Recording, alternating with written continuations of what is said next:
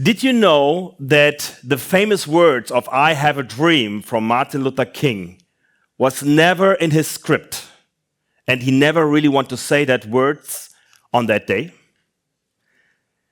The day, it was like the 26th of August, the long day, a hot day, big demonstration in Washington, and Martin Luther King was the last speaker on that day.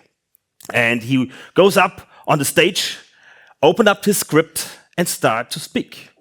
It was a beautiful speech. People are listening, but not resonating as usual. And one friend of Martin Luther King, Miss Jackson, kind of recognized that. And she's like leaning forward and said, "Martin, tell him about your dream. Martin, tell him about your dream." And then the magic happened.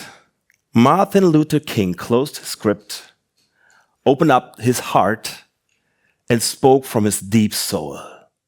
"I have a dream." And the rest is history. For decades, we know this beautiful, powerful message. History doesn't remember the perfect script. It will remember the words that came from his soul. So when we are talking about messaging and when we talk about how to get an impact in this world, this is the most question I get as a communication coach and a communication trainer from companies and speakers and TEDx speakers. Robert, there's so many messages. There's so much to tell. It's so much to communicate. How can I get through with my idea? When I have a perfect product or whatever, how can I get through it and that people are really touched by it? For me, the number one question. How can I bring that people are listening to me? And to answer that question, we need to understand our current situation. I see we have three major problems. The first is too much information. So if we talk about too much information, 15 years ago, 20 years ago, when you come to university, when you come to a conference, the speaker was there because you came to get some more information. You get there's somebody on your stage and he knows something that you don't know and you want to listen, right? You buy a book because you want to have more information. Today, we almost don't need it. With one click on YouTube, podcast, ChatGPT, or whatever you use, we are flooded with information. I have a crazy number for you. I looked it up. Do you know how many videos every day get uploaded on YouTube? 20 million videos on one day. If one person would love to watch all the videos, he would need 82 years to watch all the videos from one day. So we have a crisis of information. We have a crisis because when you have an idea, when you want to communicate something, we are always communicating in full heads. What does it mean? We are all bombarded with so much information, we don't listen proper. Raise your hand when you know what I mean. Thank you. So it's like a problem for companies, a problem for speakers to get more attention. The second problem is boring presentations. We need to get through that. When I train people and people have beautiful ideas, they have beautiful products, they have beautiful things to say, and then they stand like that and present in a way that you feel like, is he passionate about? Is she passionate about? And sometimes people get a little bit courageous and start to get some gifts and upload the slides with a lot of stuff. But the unique personality of the speaker, sometimes we don't get touched with it. We don't get through it. And there's a third thing. It's a very new thing. The question, can I trust the speaker? Can I trust the company? Can I trust what I hear? Because in the world of AI and the world of on the future, and we talk about the next chapter of society, the question will come more and more, is it trustworthy, what you're saying? This is the current situation when we are coming on stages, when we as companies speak or as students. So what is the answer for that? You. What do I mean by that? I want to encourage us that we do that what Martin Luther King did. Close our perfect scripts from ChatGPT or whatever and start to look what's really inside of you. Who are you really? and what do you stand for? Because AI can create a lot of words, but only humanity can create meaning. So the 3 questions I want to give you, and this is the perspective that guides me, is who are you? What do you really stand for? And what is your unique style to communicate your message? And I looked around, how can I teach this? 3 questions. I love these questions for me, for my companies. How can I train that? I looked in all the rhetoric books, but I found it in the hands of my wife. A beautiful cup of coffee. So, who loves coffee here? Please raise your hands. So I want to show you how you can answer these 3 questions just with a sip of coffee. Is it okay? Is it okay? All right, so a good espresso needs 3 things. Well-roasted beans, a good machine to put the beans in and brew it to have a great espresso, and a nice cup to enjoy it, right? This is 3 steps. And good communicators can use these 3 steps. The first process is the process of roasting. Process of roasting means every communicator needs to understand that you need to roast your personality. I remember I had a coaching with a CEO. He was really good, with body language, with his voice, very powerful. Built up a huge brand worldwide. And there was one training, we trained together, and he was kind of nervous, kind of angry. And I was like, hey, stop. Why are you so angry? And he said, Robert, this presentation is special. I said, why?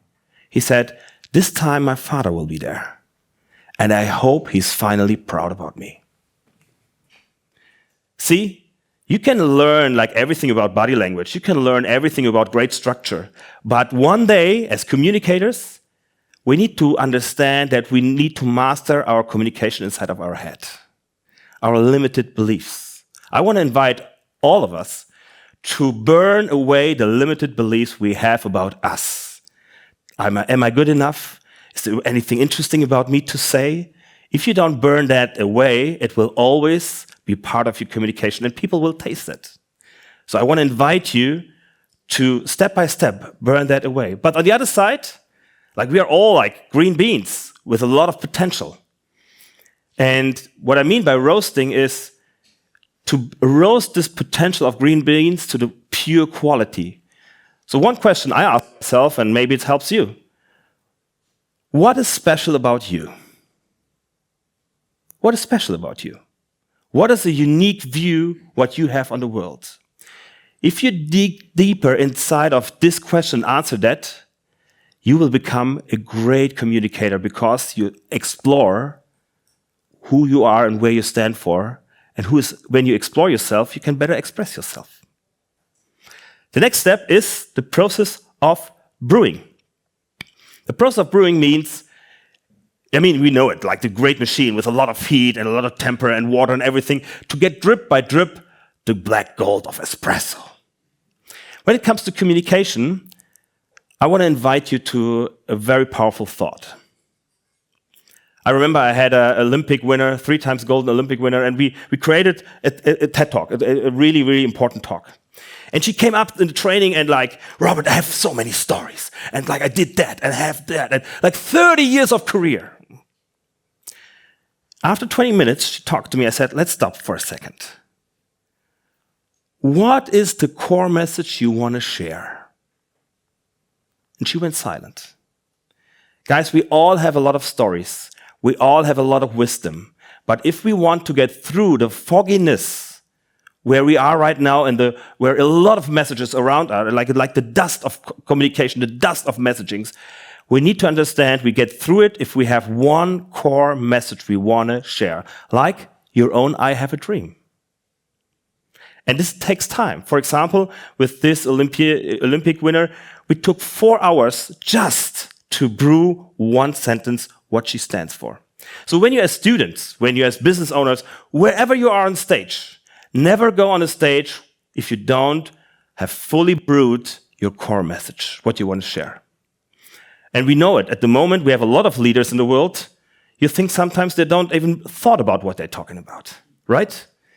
So brewing what you want to say will become a #1 skill in the future. I give you an example. And the funny thing, I need to ask about the watch because I don't see it. So you need to give me a sign when it's about to summarize. I remember I had a training with a guy. He comes from the army, and he wanted to talk about self-discipline. And I don't know about you, like self-discipline is the topic.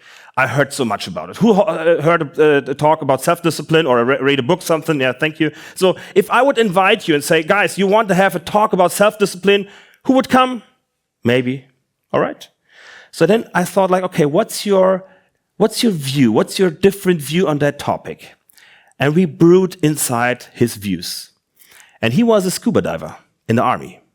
And he went 40 meters down in total darkness to look for the bombs of World War II, to look at them and remove them. So he created a talk about what kind of self-confidence do you need to dive deep in 40 meters and work with World War II bombs. Who would love to hear this message?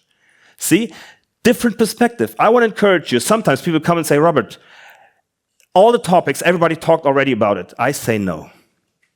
If you have a different view on the world, start to brew your own message. The last is the process of serving. There are two perspectives on it. First, serving means we need to have a nice cup of espresso. And what I ask my clients and what I want to encourage you, each one of you is totally different in what kind of cup you are. Because sometimes people think like, I need to be very like a loud cup, or I need to be a very extrovert cup. This is not true. Find your unique style, how you want to present your message. What kind of cup are you? Are you more an introvert cup? Are you more a funny cup? Are you more like, how is your style, your unique style? Because what I I feel very sorry.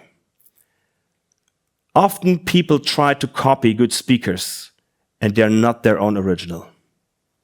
They're not unique. They're not rememberable. So I want to encourage us. I want to encourage me. I want to encourage you. Find your unique style of communication. Don't be boring. And the second part of the process of the process of serving. The most important thing about speaking is serving. Speaking is serving, not your ego, the people.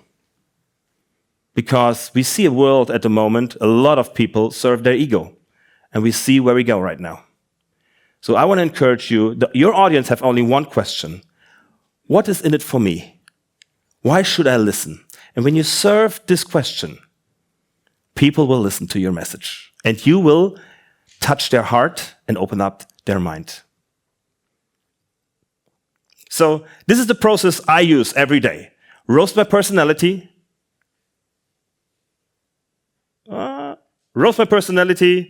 brew my message, and find my unique style how to communicate. I want to finish with a story.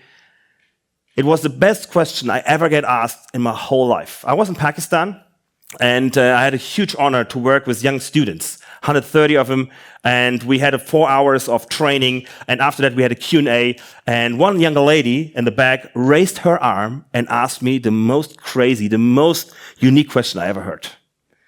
Robert, we have so many motivational speakers. We have so many influencers. Why in the world we have so less influence and so less motivation?